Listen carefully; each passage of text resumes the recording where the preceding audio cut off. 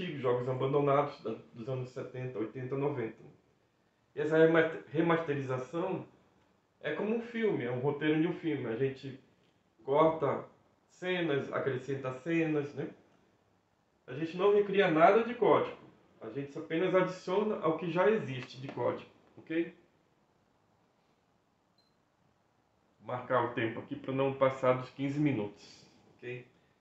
Bom, então já como a gente só adiciona código, então a gente tem que fazer realmente isso aqui funcionar, essa parte de visão artificial, para poder retirar essa parte de direito autoral dos jogos, né? A Nintendo, ela pega pesado com emuladores. Então, para a gente poder comercializar algo assim, a gente tem que remasterizar, ou seja, mudar os jogos, não deixar eles originais, que a gente pretende montar um catálogo de 2.000 jogos, mais 200 jogos próprios criados pela gente para adicionar ao catálogo e transformar isso num videogame que funcionaria como uma cidade 3D com sensores, onde os jogadores podem interagir, jogar futebol com sensores, vestidos no corpo, enfim. Esse é o projeto completo da startup, né? Só que a gente tem que afunilar para o nosso TCC. Então, ó, os objetivos da startup: conversão de jogos 2D para 3D, melhoria do áudio dos jogos, incluir elementos adicionais, né? Um jogo de golfe do Atari pode ganhar torcida, mais texturas, sprites, enfim. Registro de partidas e torneios, esse é um dos grandes objetivos. Criar missões temáticas, então você pega aí, por exemplo, os emuladores, eles têm como salvar o estado do jogo. Então você cria como se fosse um menu com várias fases numeradas. Eu vou jogar a primeira fase do Frogger, agora eu vou jogar a segunda, a terceira. Igual que acontece nos jogos do Android. Então a pessoa vai passando de nível e essa parte dos emuladores de gravar o estado do jogo permite isso. Melhoria da interação dos personagens, né? Storytelling, a gente consegue incluir elementos interativos para os jogos, né? E espaço para propagandas e patrocinadores. Faz parte da monetização. Mas como TCC, a gente restringiu o objetivo para reduzir o tempo de programação desses 200 jogos, certo? E também usar a parte de VA para fazer essa interface, né, de entradas de eventos para a gente poder reaproveitar os jogos, né, e comercializá-los. Uma vez que a gente modifica, a gente consegue esse objetivo. Ok? Infelizmente, a parte de visão artificial a gente teve que modificar, né, e deixar mais para frente. A gente queria incluir muito nos sprints 3 e 4, mas tivemos um problema com a versão do OpenCV para o nosso Unity 6, que a gente já está usando o 6, que é o último Unity, já para usar os recursos novos dos jogos, né? Inclusive de controles. Então tem muita coisa interessante, né? E outra coisa que pode acontecer, as crianças podem utilizar essas interfaces, essas respostas padronizadas a esses eventos, e aí com uma interface ela pode modificar, trocar um sprite de um jogo por outro, que ela gosta mais, trocar um som de um jogo, de um evento por outro. Então é possível também os usuários personalizarem essa parte, tá?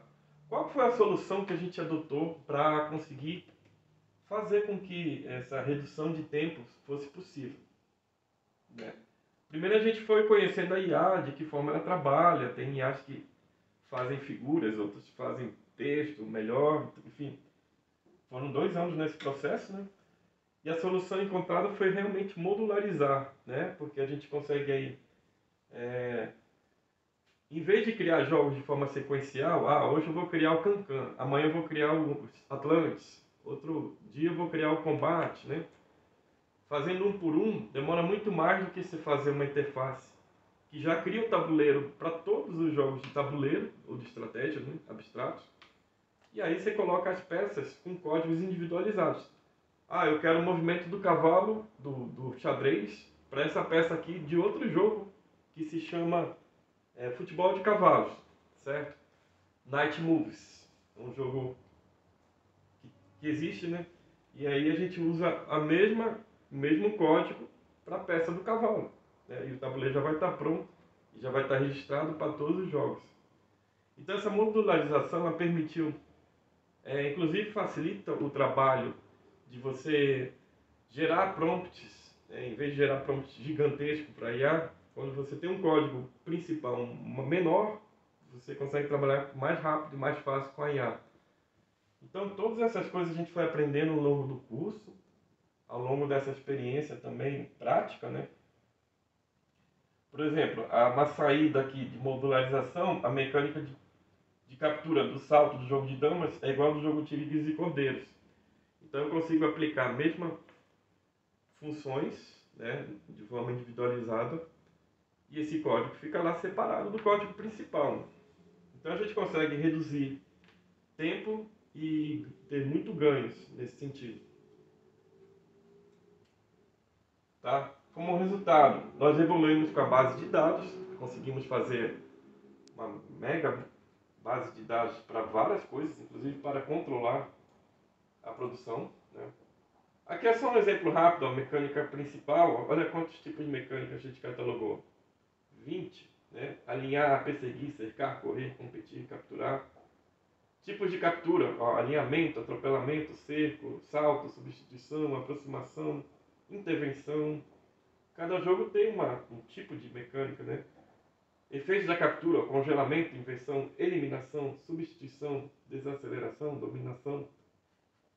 Né? Restrições da captura, obrigatória, proibida, múltipla, enfim. Essas são as mecânicas, ok? Então a gente aprimorou a base de dados, vários tipos de base de dados, né? E essa ideia de modularizar a saída, né, para responder eventos e tal, né, permitiu, né, a gente conseguir criar mais opções, né, e padronizar de alguma forma, né?